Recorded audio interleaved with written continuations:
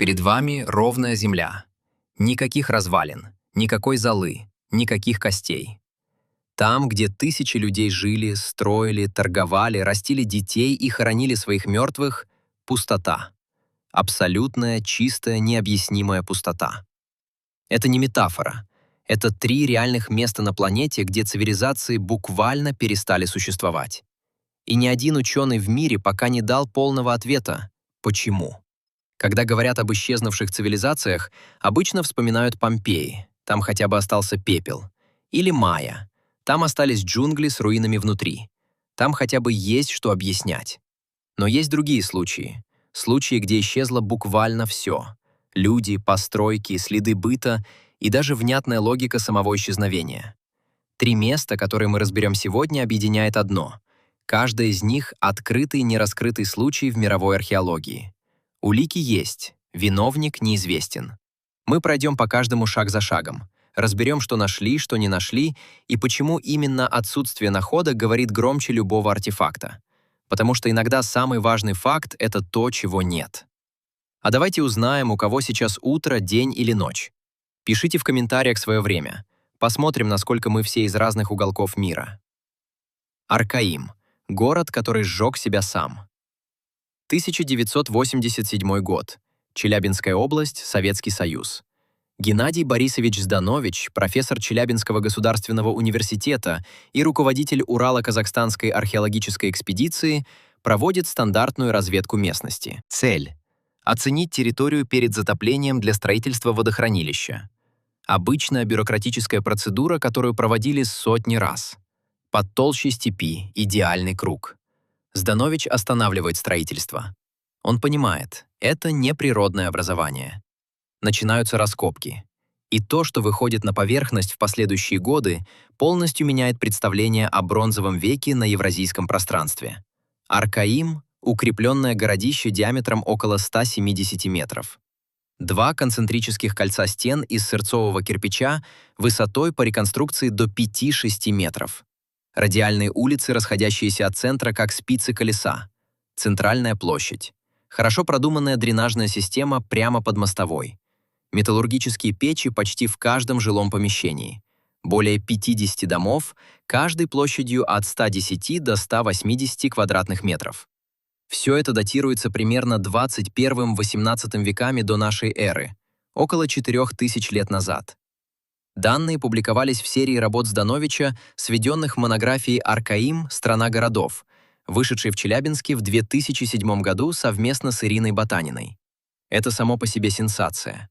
Укрепленный плановый город на Южном Урале 4000 лет назад, когда большинство людей Евразии вели кочевой или полукочевой образ жизни. Но вот что превращает находку в загадку. Город не был разрушен внешней силой. Он был сожжен изнутри. И это принципиально. Сожжен организованно. Геннадий Зданович в своих полевых отчетах, хранящихся в архиве Института истории и археологии Уральского отделения Российской академии наук, указывает: горение стен шло с контролируемой тягой, характерной для направленного поджога, а не случайного пожара. Жилые помещения сгорели равномерно, без хаотичных следов паники. Самое важное — большинство бытовых предметов отсутствуют. Зерно вынесено. Скот, судя по остеологическим находкам, угнан. Инструменты забраны. Перед тем, как поджечь, жители методично собрали все ценное и ушли. Это не бегство от врага. Это плановый демонтаж. Первая версия, которая появилась немедленно — климатический сдвиг. Примерно в XVIII-XVII веках до нашей эры степная зона Евразии переживала нарастающую аридизацию, иссушение климата. Это подтверждается полинологическим анализом, исследованием ископаемой пыльцы из слоев той эпохи. Данные были получены в рамках международного проекта «Степная бронза» при участии Института истории и археологии УРО-РАН и опубликованы в журнале «Российская археология», номер 2 за 2002 год. Пастбища деградировали. Лесостепь вокруг городов стремительно вырубалась ради древесного угля для металлургических печей.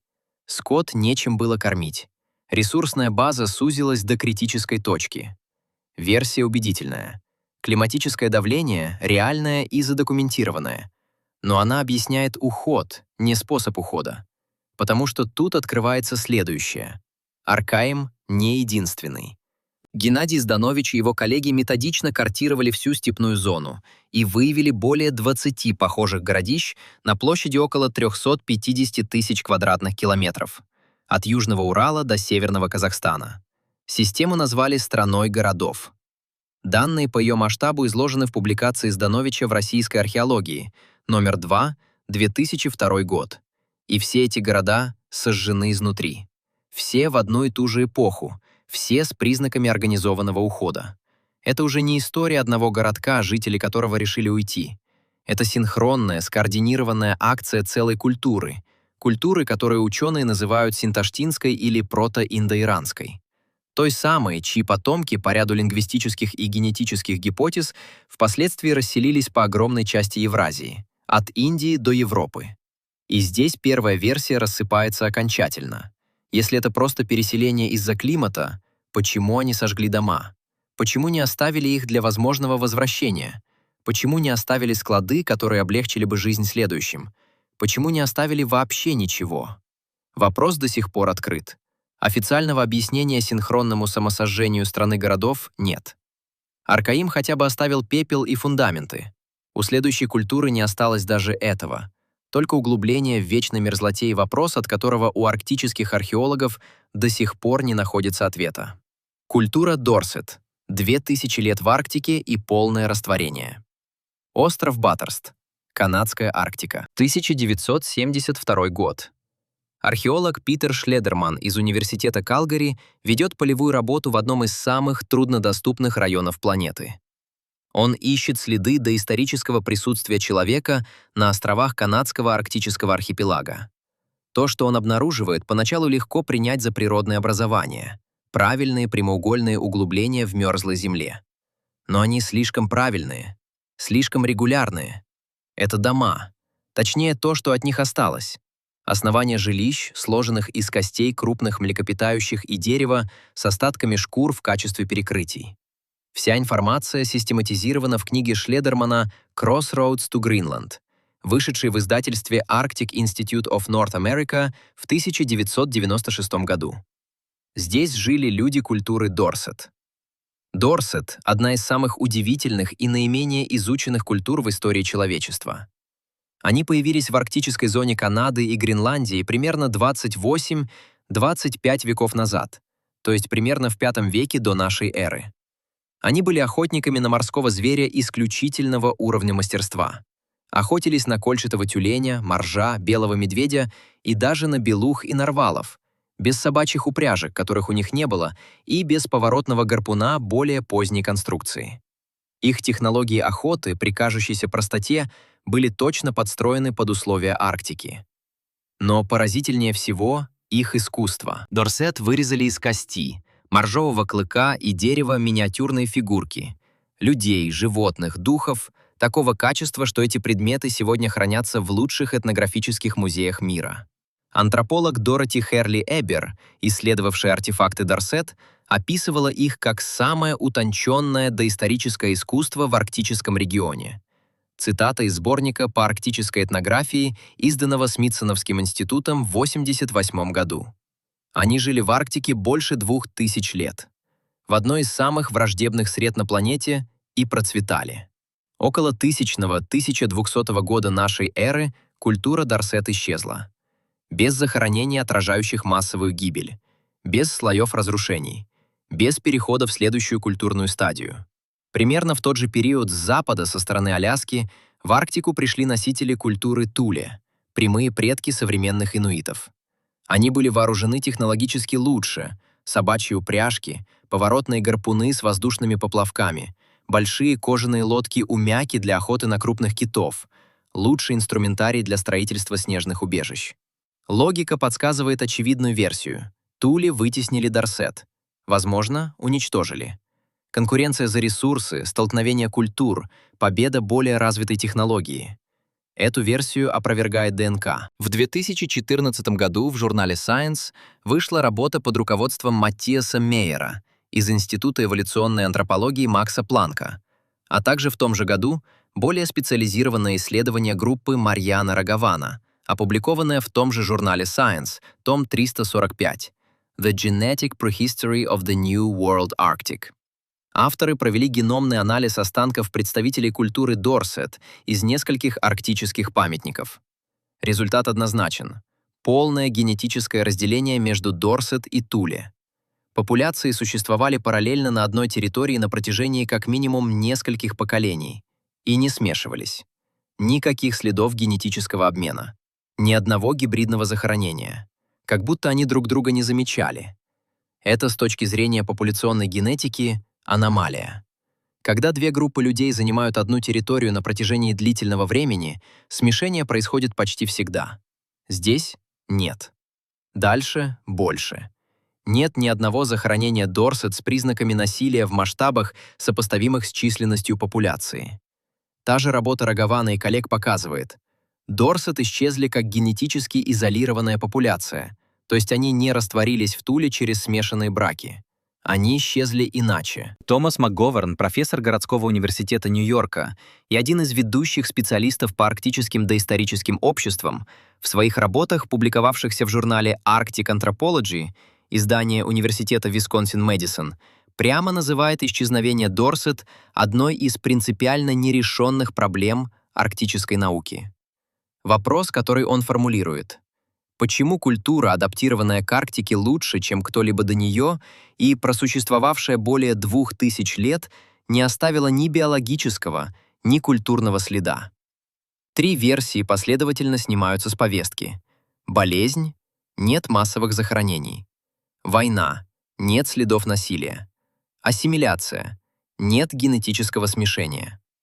Климатическое давление частично объясняет ухудшение условий охоты, но те же условия испытывали и носители культуры Туле, и они не исчезли. Что произошло с Дорсет, остается открытым вопросом. От арктических островов к субконтиненту, к месту, где не пропала одна деревня и не угасло одно племя, пропала целая первая городская цивилизация. Одна из 4, давших начало городской жизни на планете. Мохенджо-Даро – первый в мире водопровод, и молчание на 4000 лет. 1922 год. Провинция Синд, Британская Индия. Сегодня это территория Пакистана.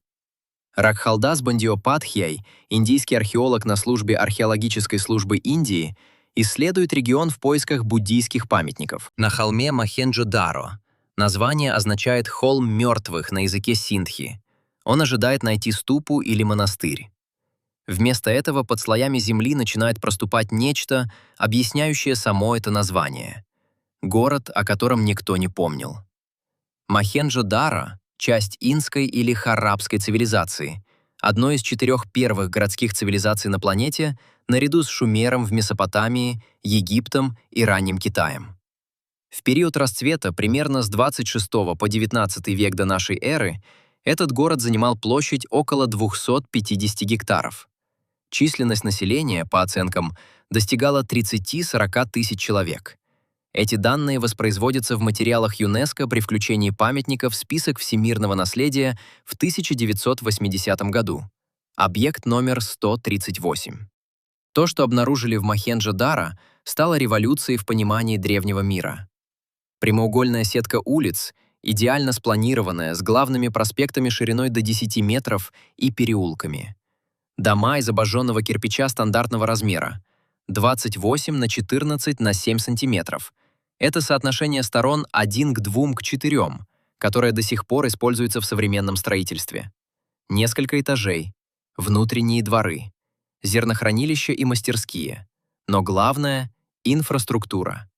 Централизованная система водоснабжения с колодцами почти в каждом квартале. Индивидуальные туалеты с кирпичными сливами почти в каждом доме. Закрытая городская канализационная сеть с кирпичными коллекторами и смотровыми люками для обслуживания. Дренаж проложен под улицами по всему городу. Это 4000 лет назад. В Древнем Риме общегородская канализация появится примерно через 1500–2000 лет после Мохенджо-Даро. В Лондоне современная канализационная система была построена лишь в 1850-х годах нашей эры. В центре города большая купальня. Искусственный водоем длиной около 12 метров, шириной 7 метров, глубиной почти 2,5 метра, облицованный обожженным кирпичом с битумной гидроизоляцией. Исследователи до сих пор спорят о ее функции. Ритуальное омовение – наиболее вероятная версия, но недоказанная. Описание и интерпретации Большой купальни систематизированы в монографии Джона Маршалла «Mohenjo-Daro and the Indus Civilization», опубликованной в Лондоне в 1931 году. И у этой блестящей цивилизации нет ни одного задокументированного царского дворца, ни одного пышного захоронения с предметами роскоши, ни одной явно выраженной военной крепости, ни одного монументального религиозного комплекса, сравнимого с египетскими храмами или шумерскими зиккуратами. Социальная структура инской цивилизации до сих пор не восстановлена. Около 1900 года до нашей эры все это закончилось. Первая версия, которая десятилетиями господствовала в науке — вторжение индоариев. Мортимер Уиллер, британский военный офицер и блестящий археолог, генеральный директор археологической службы Индии с 1944 по 1948 год, нашел в верхних слоях раскопок 37 скелетов. Тела явно погибших насильственной смертью. Он соединил эту находку с лингвистическими данными о приходе индоарийских языков в Южную Азию и предложил версию. Армия завоевателей разрушила цивилизацию Инда. Эта версия продержалась 30 лет и вошла в учебники. Потом ее разрушили собственные данные. В 80-х годах XX века физический антрополог Кеннет Кеннеди из Корнеллского университета и его коллеги провели тщательный переанализ тех самых 37 скелетов. Выяснилось, они принадлежат разным эпохам. Часть из них — вторичные захоронения, перемещенные в более позднее время. Никаких следов одномоментной массовой гибели. Никакого поля битвы. Результаты опубликованы в сборнике «The Indo-Aryans of Ancient South Asia» под редакцией Эрвина Ноймайера, изданном Волтер де Гройтер в 1995 году. Версия об арийском завоевании как причине гибели цивилизации Инда была официально снята с повестки основного научного дискурса. Тогда что? Лучшее объяснение на сегодня — комплексный экологический коллапс. Его детально исследовал геоморфолог и специалист по палеоклимату Ливиу Джану из Колумбийского университета. В работе, опубликованной в журнале Proceedings of the National Academy of Sciences в 2012 году, том 109, номер 26, Джану и его коллеги использовали спутниковые снимки высокого разрешения и анализ осадочных пород, чтобы восстановить историю речных систем региона. Джиосон Л. и другие. Fluvial Landscapes of the Harappan Civilization. PNAS, 2012 год. Вывод. Реки, питавшие инскую цивилизацию, прежде всего притоки Инда и отдельные русла, которые современные геологи идентифицируют с легендарной ведийской рекой Сарасвати, изменяли свои русла на протяжении нескольких веков. Муссонные дожди ослабели, речной сток сократился. Сельскохозяйственная база, которая кормила десятки тысяч горожан, деградировала. Экологическая версия убедительна, данные твердые. Но у нее есть предел. Во-первых, постепенно — это не синоним «исчезли без следа». Аналогичные экологические стрессы переживали другие цивилизации и адаптировались, или оставляли четкий след миграции. Здесь этого следа нет. Во-вторых, и это, пожалуй, самое важное, письмо Инда до сих пор не расшифровано. Система включает около 450-500 знаков. Надписи найдены на тысячах печатей, керамических изделиях, металлических табличках. Они реальны, но их смысл закрыт. Асько Парпола, финский индолог из Хельсинского университета, посвятил дешифровке письма Инда более 40 лет. В своей монографии «Deciphering the Indus Script», вышедшей в Cambridge University Press в 1994 году, он честно признает: без нахождения билингвального текста, аналога розетского камня, где тот же текст воспроизведен на известном языке, окончательная дешифровка невозможна. Этот текст не найден по сей день. Это означает принципиальную вещь. Любая версия о гибели инской цивилизации строится без доступа к ее собственным источникам. Мы восстанавливаем историю общества, которое оставило нам тысячи текстов, и ни один из них мы не можем прочитать.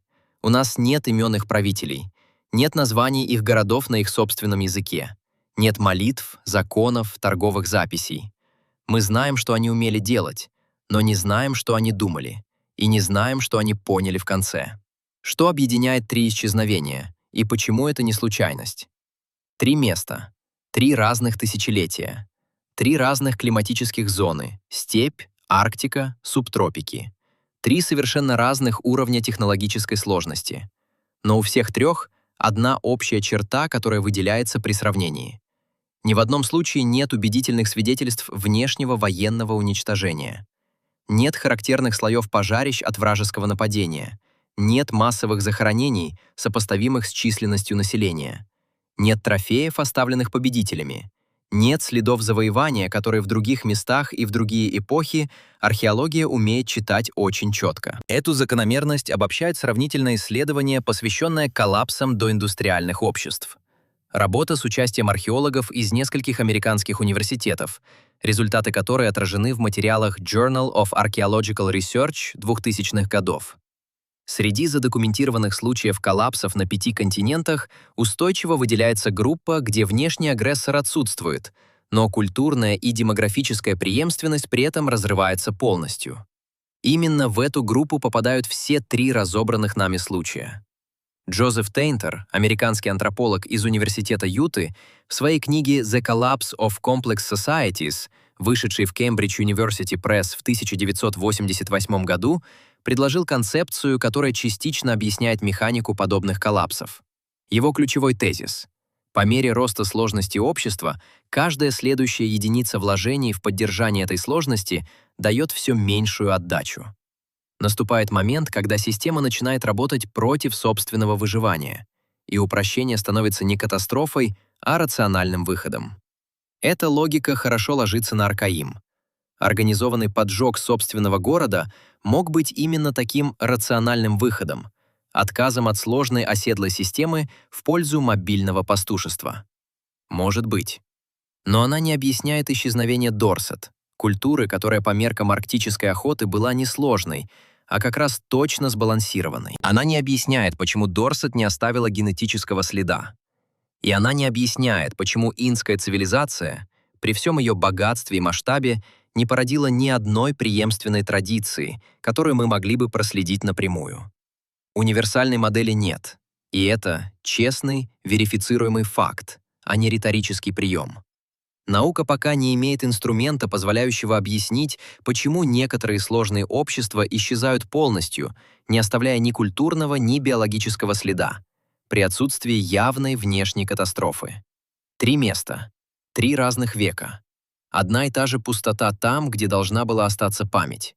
Аркаим сожгли изнутри, методично, по плану, и ушли. Культура Дорсет прожила в Арктике больше 2000 лет и растворилась без единого генетического следа. Мохенджо-Даро оставил нам идеальный город с канализацией, стандартизированным кирпичом и общественным бассейном, и письмо, которое мы 100 лет не можем прочитать. Ни в одном из этих случаев у исследователей нет полного верифицированного объяснения. И вот вопрос, который реально стоит перед наукой прямо сейчас. Его задают в разных формулировках и археологи, и климатологи, и генетики. Существует ли общий механизм, по которому сложные общества иногда буквально выключаются? Не через войну, не через катастрофу, а через что-то, что мы пока даже не умеем правильно назвать. Что вы думаете? Какое из 3 исчезновений кажется вам самым необъяснимым? Напишите в комментариях. Аргументированно, я читаю каждый. Время раскрывает свои тайны, но только тем, кто задает правильные вопросы.